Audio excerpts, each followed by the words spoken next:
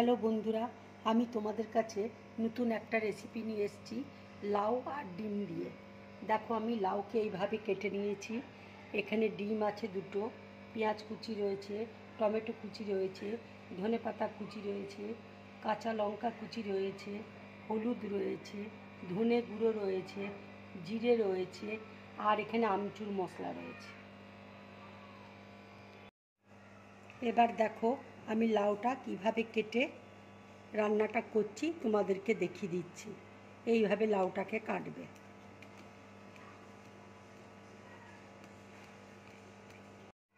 দেখো আমি লাউটাকে এইভাবে কেটে নিয়েছি, তোমরা ঠিক এইভাবে কাটবে। দেখো আমি লাউগুলো সব এইভাবে কেটে নিয়েছি। এবার আমি নুন মাখিয়ে দিচ্ছি লাউয়ের মধ্যে। এবার আমি একটু হলুদ গুঁড়ো দিয়ে দিচ্ছি।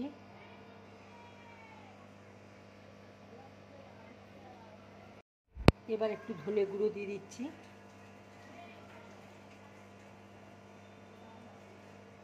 একটু জিরে গুঁড়ো দিয়ে দিচ্ছি। একটু আমি আমচুর মশলা দিয়ে দিচ্ছি। ভালো করে মাখিয়ে নেবো এগুলোকে। এবার দেখো একটু লঙ্কা গুঁড়ো দিয়ে দিচ্ছি।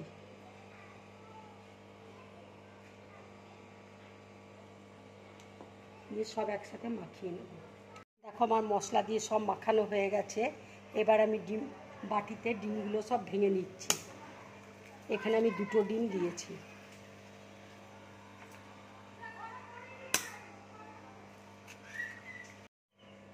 এবার দেখো আমি হলুদ দিয়ে দিচ্ছি, কাঁচা লঙ্কা কুচি দিয়ে দিচ্ছি,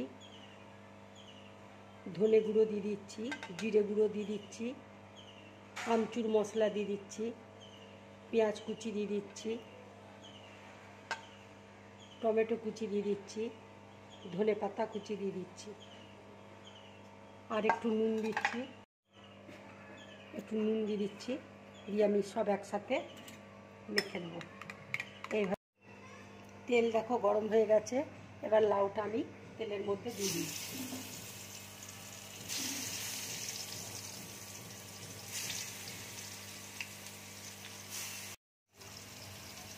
এটা তোমরা মিডিয়াম টু লো ফ্লেমে ভাজবে, তাহলে ভাজাটা কিন্তু খুব ভালো হবে। দেখো লাউটা খুব সুন্দরভাবে ভাজা হয়ে গেছে। এবার আমি ডিম এর মধ্যে দিয়ে দিচ্ছি।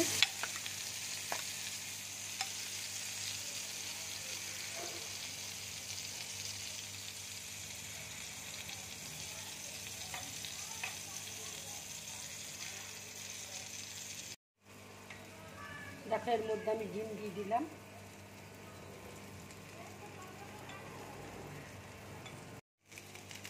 এবার আমি এটা উল্টে আর একটা পিঠ ভেজে নিচ্ছি।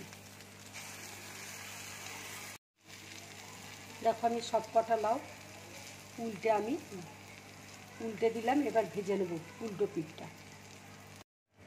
দেখো ভাজাটা হয়ে গেছে। এবার আমি প্লেটের মধ্যে তুলে নিচ্ছি।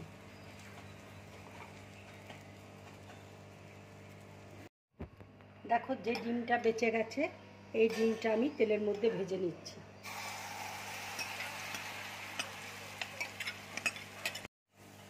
দেখো আমি ডিমটাকে ভেজে নিলাম। এবার আমি গ্যাসটা অফ করে দিচ্ছি। বন্ধুরা, তোমরা এরকম লাউ দিয়ে ডিম দিয়ে বানিয়ে খাবে, খুব ভালো লাগবে খেতে। এটা গরম ভাতের সাথে খাবে, খুব ভালো লাগবে।